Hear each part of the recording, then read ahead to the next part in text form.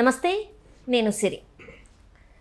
ఇప్పుడు చూస్తున్నాం ప్రస్తుత కాలంలో అన్ని న్యూస్లు కూడా ఎట్లున్నాయంటే పాలిటిక్స్ కన్నా ఎక్కువ అక్రమ సంబంధాల గురించి అయితే బయటకు వస్తున్నాయి. వాళ్ళ గురించి, ఆటోపిటిక్స్ గురించి ఎక్కువ మాట్లాడుతున్నాం. అయితే ఇక్కడ కొంతమంది ఇష్టపడి అవుతుంటే కొంతమంది బలవంతంగా వాళ్ళని ఇబ్బంది పెడుతున్న సంగతి మనం చూస్తున్నట్టయితే కాదంబరి జత్వాని కేసు ఎలా ఉందో మనం చూసాము, అది వెలుగులోకి వచ్చింది. అండ్ అలానే ఇప్పుడు రైట్ నౌ మనకి ఏంటంటే జానీ మాస్టర్ కేసు ఏదైతే ఉందో అది చూస్తున్నాం. అండ్ ఇంకొకటి సెన్సేషనల్ న్యూస్ ఏంటంటే తెలంగాణ మాజీ మంత్రి ఎవరైతే ఉన్నారో కేటీఆర్, ఆయన గురించి కూడా కొన్ని వార్తలు అయితే సోషల్ మీడియాలో మస్తు చెక్కలు కొడుతున్నాయి. మరి దీనికి బీజం వేసింది తెలంగాణ ముఖ్యమంత్రి రేవంత్ రెడ్డి గారైనా? సో దీని మీద మరింత సమాచారాన్ని మనకి అందజేయడానికి మనతో పాటు ఉన్నారు ప్రముఖ senior journalist, political analyst C S Rao garu. నమస్కారం సార్. నమస్తే సార్. ఇప్పుడు చూస్తుంటే అసలు ఈ గత 2-3 నెలలుగా చూసుకుంటే ఓ టైప్ ఆఫ్ న్యూస్లో బయటకు వస్తున్నాయి సార్. అవి ఏంటంటే వాళ్ళ వ్యక్తిగత జీవితాల్లో ఇంకొక కోణం అనుకోవాలి. వాళ్ళు నేతలుగా ఉన్నప్పుడు, మంత్రులుగా ఉన్నప్పుడు వాళ్ళు బాగానే ఉన్నారు, కానీ తర్వాత బయటకు వస్తున్న న్యూస్లు చూస్తుంటే అసలు అది ఏంటో మనకు అర్థం కాని పరిస్థితి. కాదంబరి జత్వాని కేసు చూస్తున్నాం, ఇప్పుడు నడుస్తున్న జానీ మాస్టర్ కేసు చూస్తున్నాం. అండ్ ఇంకొక న్యూస్ ఏంటంటే తెలంగాణ మాజీ మంత్రి కేటీఆర్ గురించి కూడా మస్తు న్యూస్లు అయితే సోషల్ మీడియాలో చెక్కలు కొడుతున్నాయి. దీనికి ఇంకొకటి ఏంటంటే వెనకాల ఒక న్యూస్ కూడా ఏంటంటే తెలంగాణ ముఖ్యమంత్రి రేవంత్ రెడ్డి దీనికి బీజం వేసినని కూడా మరి వార్తలు వస్తున్నాయి. ఇందులో ఎంతవరకు వాస్తవం ఉంది? ఏ విషయంలో? కేటీఆర్ విషయంలో రేవంత్ రెడ్డి ఇప్పుడు కాదు, దాదాపు 2 సంవత్సరాల క్రితమే ఒక అనుమానం వ్యక్తం చేస్తూ ఒక కామెంట్ చేశారు కేటీఆర్ గురించి.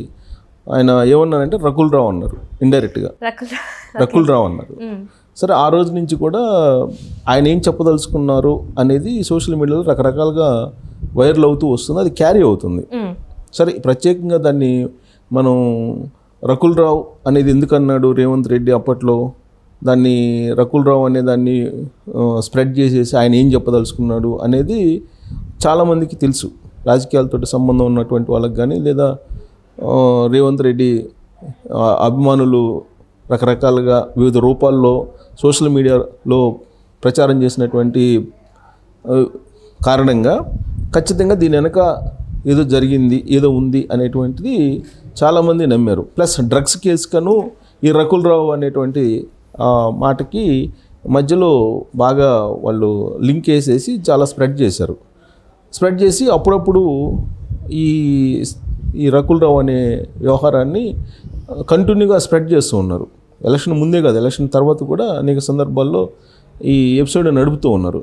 అయితే ఇప్పుడు యాక్చువల్గా ఈ మధ్యకాలంలో మనకు చూసుకుంటే కనుక జత్వానిది పెద్ద సెన్సేషనల్ కేసు. అది జత్వానిది 3 IPSలు ప్రభుత్వాన్ని, ఆ రోజు ఉన్నటువంటి జగన్మోహన్ రెడ్డి గారు ప్రభుత్వంలో ఆ ప్రభుత్వానికి ఉండేటువంటి పవర్ని అడ్డుపెట్టుకొని జత్వానిని ఏం చేశారనేది మనం చూసాం.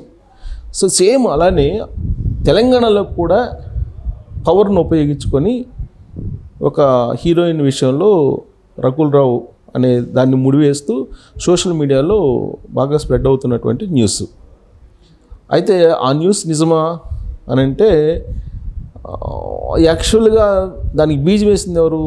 తెలంగాణ ముఖ్యమంత్రి రేవంత్ రెడ్డి. ఎప్పుడు అధికారంలో లేనప్పుడు అది స్ప్రెడ్ అవుతుంది. ఎప్పుడు కూడా నిజం పెదాలు దాటే లోపల అబద్ధం ఊరంతా చుట్టేస్తుంది అనేది పెద్దలు చెప్పేటువంటి సామెత. సరే, దాంట్లో నిజం ఉందా లేదా అని చెప్పాల్సింది ఎవరు? దర్యాప్తు సంస్థలు. ఇప్పుడు జత్వాని విషయంలో చెప్పింది ఎవరు? జత్వాని కేసులో దర్యాప్తు సంస్థలు చెప్పాయి ఈ 3 IPSలు ఓవర్ యాక్షన్ చేశారు.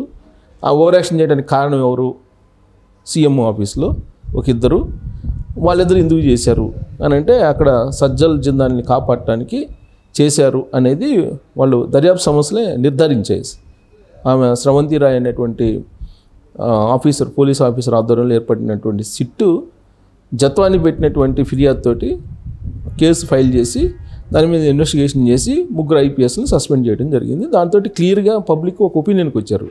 ఏంటి? అధికారాన్ని ఉపయోగించుకొని ఒక హీరోయిన్ని, ప్లస్ అందులో కూడా డాక్టర్, బేసికల్గా ఆవిడ వాళ్ళ ఫ్యామిలీకి కూడా high profiled education profile family ఇబ్బంది పెట్టారు.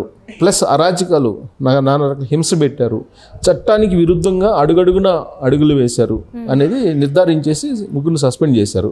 ప్లస్ దానికి సంబంధించిన వాంగ్మూలం కూడా ఆల్రెడీ విశాల్ గున్ని ఇచ్చారని చెప్తూ ఉన్నారు.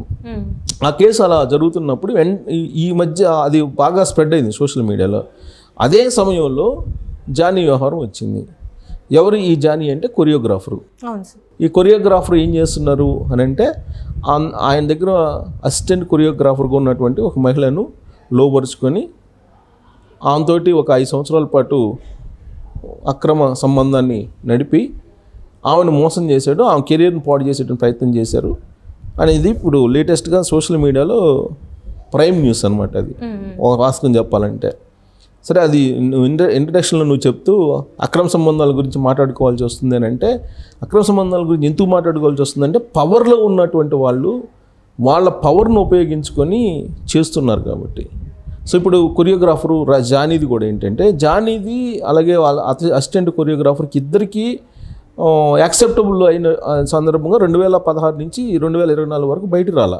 దాదాపు 5 సంవత్సరాలు 6 సంవత్సరాలు వాళ్ళు 5 సంవత్సరాలు కాదు 7-8 సంవత్సరాలు జర్నీ చేశారు.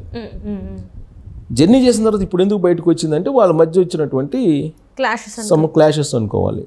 అదర్వైజ్ లేదా థర్డ్ పర్సన్ ఆయన నాగబాబు ఒక ట్వీట్ చేశాడు. ఏం చేశాడు?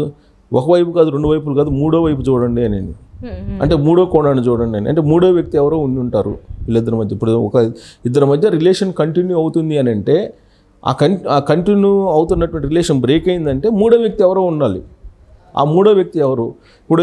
ఇప్పుడు జానీ అనే అతను ఇంకొక ఎఫ్ఐఆర్ తోటన్నా ఉండాలి, లేదంటే ఆ అసిస్టెంట్ కొరియోగ్రాఫర్ ఇంకొకరితో ఫ్రెండ్లీగానే ఉండాలి, లేదా అనుమానం అన్నా వీళ్ళిద్దరి మధ్యలో ఉండి ఏదన్నా జరిగి ఉండాలి. మొత్తం మీద 3వ కోణం ఉంటేనే ఇది బయటకు వస్తుంది, లేదా బయటకు వచ్చే అవకాశం లేదు. అసలు ఈ మొత్తం ఎపిసోడ్లో హైలైట్ పాయింట్ ఏంటంటే జానీ అనే అతను లవ్ జిహాద్ నడుపుతున్నారు అనేది అతని మీద ఉన్నట్టు ప్రధానమైనటువంటి ఆరోపణ. అంటే మతం మార్చుకోమని చెప్పి ప్రెజర్ చేస్తున్నారు అనేది ఒక పెద్ద నేరం. అది వాస్తవంగా గతంలో తన ఫస్ట్ మ్యారేజ్ కూడా తెలుగు అమ్మాయిని తను మతం మార్చుకొని పెళ్లి చేసుకున్నాడు. అండ్ ఇప్పుడు కూడా మన మతం మార్చుకొని పెళ్లి చేసుకుంటా ఇష్టంతోనే. అంటే ఇక్కడ వార్త ఏమొచ్చిందంటే ఆమె పైన ఇష్టం ఉంది కాబట్టి మతం మార్చుకుంటే నేను తొందరగా పెళ్లి చేసుకుంటా అని చెప్తున్నాడు అని కూడా మరి వార్తలు వస్తున్నాయి. కరెక్ట్గా ఈ పాయింట్ అతను చేసినటువంటి నేరం. అందుకే బహుశా నేను అనుకున్న ఫోక్సో యాక్ట్ కింద అతన్ని కేసు పెట్టారు, అరెస్ట్ చేశారు. ఇప్పుడు సుప్రీంకోర్టు ఏం చెప్పింది? ఇద్దరికి ఇష్టమయ్యి రిలేషన్ మెయింటైన్ చేస్తే కో లివింగ్ కూడా యాక్సెప్టబుల్ అని చెప్పి. అవును సార్.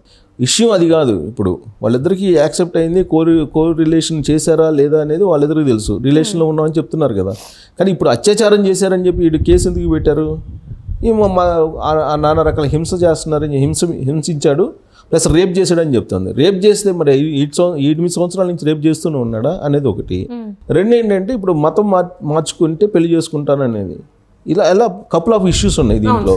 అందుకు దాని గురించి చర్చించుకోవాల్సి వస్తుంది. లేదంటే వాళ్ళిద్దరు బాగున్నంతకాలం 8 సంవత్సరాల పాటు వాళ్ళిద్దరి గురించి ఎవరు మాట్లాడలేదు కదా. ఇప్పుడు ఎందుకు వస్తున్నారంటే, ఇప్పుడు ఎందుకు వచ్చింది ఇష్యూ అంటే దీంట్లో కపుల్ ఆఫ్ ఇష్యూస్ ఉన్నాయి. సమాజానికి సంబంధించినటువంటి తర్వాత చట్టానికి వ్యతిరేకమైనటువంటి అంశాలు ఉన్నాయి కాబట్టి దీన్ని చర్చించుకోవాల్సి వస్తుంది.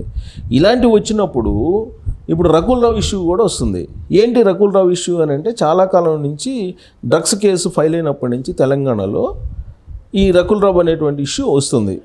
అప్పుడేదో డ్రగ్స్ కేసులో ఇరుక్కుంటే హీరోయిన్ ఒక ఆవిడ, ఆ హీరోయిన్కి అప్పుడు ఉండేటువంటి మాజీ మంత్రి సపోర్ట్ చేశారు, దానికి గిఫ్ట్గా ఏదో జరిగింది అనేటువంటి సెన్స్లో రేవంత్ రెడ్డి రకుల్ రావు అనేటువంటి పేరు పెట్టారు రేవంత్ రెడ్డి గారు.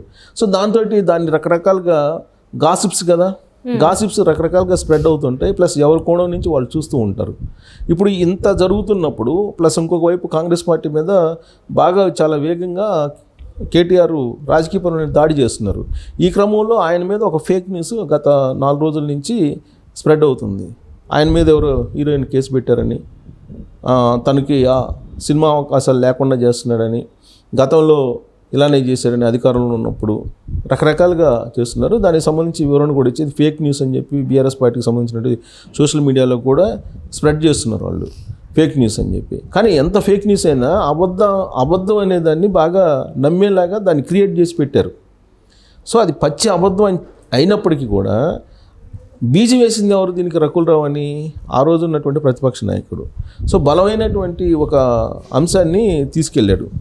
బలమైనటువంటి అంశాన్ని తీసుకెళ్ళినప్పుడు నేను అదే చెప్పేది, నిజాన్ని నమ్మించడం కష్టం కానీ అబద్ధాన్ని చాలా ఈజీగా నమ్మించగలరు, నమ్ముతారు కూడా. గాసిప్స్కి ఉన్నంత వాల్యూ నిజాలకు ఉండవు.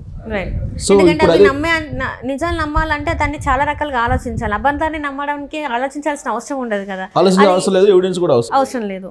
సో కాబట్టి ఇప్పుడు అదే పరిస్థితి ఆ ఫేక్ పోస్ట్లో ఉంది. ఆ ఫేక్ పోస్ట్ గత 4 రోజుల నుంచి తిరుగుతుంది. అందుకే ఆ 4 రోజుల నుంచి తిరుగుతున్నటువంటి పోస్ట్కి ఒక క్లారిటీ ఇవ్వాలనే ఉద్దేశంతో మనం ఈ విశ్లేషణ చేయాల్సి వస్తుంది. బట్ దీన్ని నిరూపించాలంటే ఇప్పుడు ఉన్నటువంటి ప్రభుత్వం ముందు సైబర్ కంప్లైంట్ ఇవ్వాలి. ఎవరు? బీఆర్ఎస్ పార్టీ వాళ్ళు ఇవ్వాలి. సైబర్ కంప్లైంట్ ఇస్తే దాని మీద వాళ్ళు ఎంక్వైరీ చేసి ఇది నిజమా అబద్ధం అని చెప్పి వాళ్ళు కనుక చెప్తే ఇప్పుడు శంఖంలో పోస్తే కానీ తీర్థం కాదు.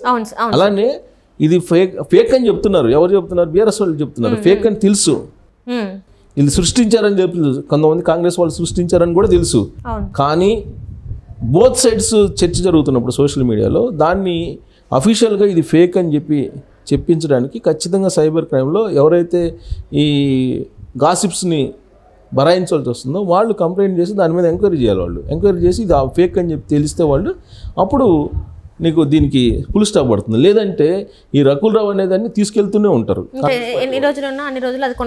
వాళ్ళు కంటిన్యూగా కొనసాగిస్తారు. ప్లస్ సమయం సందర్భం చూసి దాన్ని స్ప్రెడ్ చేస్తుంటారు. ఇప్పుడు చూడండి, జత్వాని కేసు వచ్చింది, జానీది వచ్చింది, ఈ మధ్యలో ఇది పెట్టేశారు, మధ్యలో ఇది పెట్టి స్ప్రెడ్ చేస్తున్నారు. సో చూడాలి సార్, మరి కేటీఆర్ గారు అంటే బీఆర్ఎస్ నేతలు మరి ఎలాంటి నిర్ణయం తీసుకుంటారో, కేసు పెడతారో లేదో, అంటే కంప్లైంట్ ఇస్తారో లేదో మరి చూడాలి. రానున్న రోజుల్లో మరి ఏంటి నిజాలు అనేది కూడా తెలిసిపోతుంది. Thank you so much.